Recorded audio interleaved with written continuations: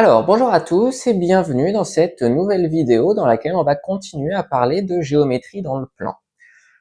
Donc là aujourd'hui, l'idée de la vidéo, ça va être de prendre deux droites dont j'ai donné ici une équation cartésienne pour chacune d'entre elles, et puis d'étudier leur position relative. Donc déjà, qu'est-ce que ça veut dire d'étudier la position relative de deux droites? Eh bien, ça veut dire déterminer si elles sont parallèles, séquentes ou perpendiculaires. Donc en fait, étudier la position relative de deux droites, ça peut se résumer par ce schéma-là. La première question à se poser, c'est est-ce qu'elles sont parallèles, oui ou non. Donc si elles sont parallèles, il y a deux cas de figure. Soit elles sont confondues, c'est-à-dire qu'elles sont l'une sur l'autre. En fait, ce sont les mêmes droites en réalité, peut-être représentées de deux manières différentes, mais ce sont les mêmes droites. Ça pourrait être par exemple le cas si on prenait x plus y moins 2 égale 0 et 2x plus 2y moins 4 égale 0. Voilà, en fait, j'ai simplement multiplié par 2 l'équation cartésienne, donc en fait, ça correspond à la même droite. Donc là, on a deux représentations différentes pour une même droite, donc on pourrait dire que les deux droites sont en fait confondues. Ou alors si elles sont pas confondues, on dit qu'elles sont strictement parallèles. Et puis si elles sont pas parallèles, donc si elles ont des directions différentes, eh bien il y a deux cas de figure. Elles peuvent être perpendiculaires, donc c'est un cas particulier aussi, ou bien le cas le plus courant, c'est qu'elles sont simplement séquentes. Donc simplement séquentes, ça veut dire qu'elles se coupent sans former d'angle droit, donc sans être perpendiculaires. Et donc là, en fait, étudier la position relative de deux droites, ça consiste à descendre dans ce diagramme pour arriver le plus bas possible. Donc là, on va d'abord se poser la question de savoir si elles sont parallèles ou non, ces deux droites. Donc pour ça, j'ai sorti une vidéo exprès dessus. Vous pouvez aller la voir. Il y aura plus de détails dans cette vidéo que dans celle-ci. Et donc simplement, en fait, pour savoir si deux droites sont parallèles, il faut d'abord trouver deux vecteurs directeurs des deux droites et puis regarder s'ils sont collinaires. Donc là ici, en utilisant l'équation cartésienne de D1, on trouve que le vecteur de coordonnées 2, 3 est un vecteur directeur de D1, et pour D2, on trouve par exemple le vecteur directeur moins 5, 1. Ça pareil, j'ai sorti une vidéo sur comment trouver un vecteur directeur, vous pouvez aller la voir si vous voulez plus de détails. Et donc là ici, les deux vecteurs sont clairement non collinaires, ce qui veut dire que les deux droites sont non parallèles.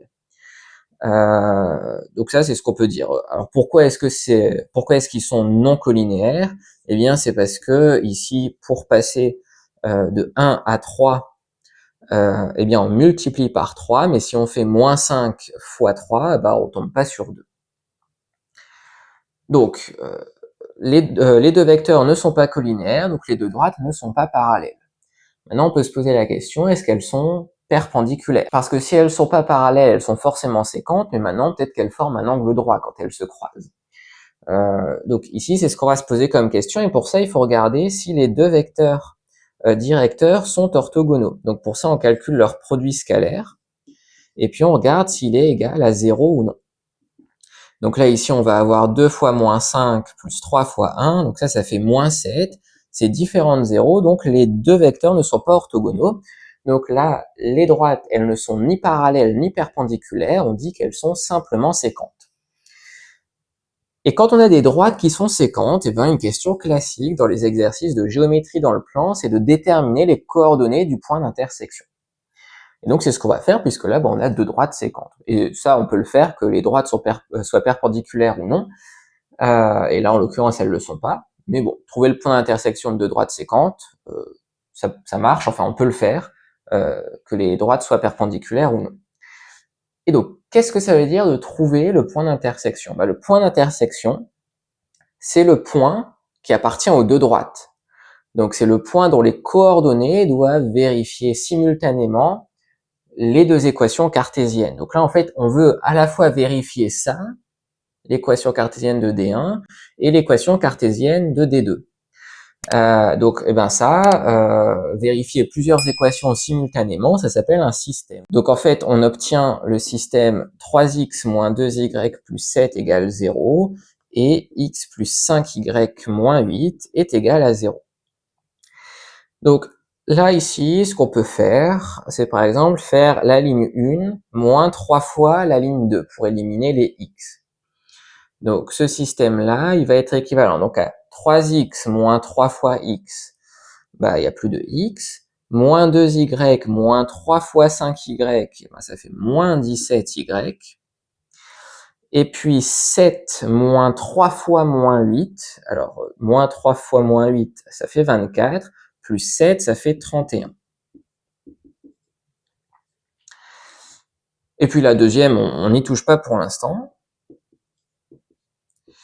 Et donc là, à partir de la première ligne, eh ben, on peut en déduire que y vaut 31 sur 17. Et puis bah, maintenant, on peut remplacer ça dans la deuxième ligne du système. Donc on va avoir x plus, donc 5 fois 31, ça fait 155 sur 17. Alors désolé, j'ai pris des nombres au hasard, du coup ça fait des fractions un peu moches, mais bon, c'est pas très grave, on va s'en sortir quand même. Donc moins 8 est égal à 0. Donc bon, le moins 8, on peut tout de suite le réduire au même dénominateur, donc il faut multiplier par 17 en haut et en bas, pour faciliter après le calcul suivant. Donc 8 fois 17, et ben on fait 8 fois 10, ça fait 80. 8 fois 7, ça fait 56. Et 80 et 56, eh ben, ça fait 136. Et donc bah, maintenant, il n'y a plus qu'à isoler x dans la deuxième ligne. Donc on a toujours y qui vaut 31 sur 17 et x qui vaut donc, là ici 155 moins 136, ça fait 19. Et quand on l'envoie de l'autre côté, ça fait moins 19 sur 17. Donc au final, le point d'intersection, qu'on peut appeler par exemple I comme intersection, eh bien il a pour coordonnées moins 19 17e, 31 17e. Donc voilà comment on fait pour trouver le point d'intersection de deux droites. En fait, on récupère le système qui est composé des différentes équations cartésiennes et puis on résout le système. Donc on va s'arrêter là pour cette vidéo. J'espère qu'elle vous aura été utile d'une manière ou d'une autre. Si c'est le cas, vous pouvez laisser un j'aime et vous abonner à la chaîne. Et je vous dis à bientôt pour de prochaines vidéos.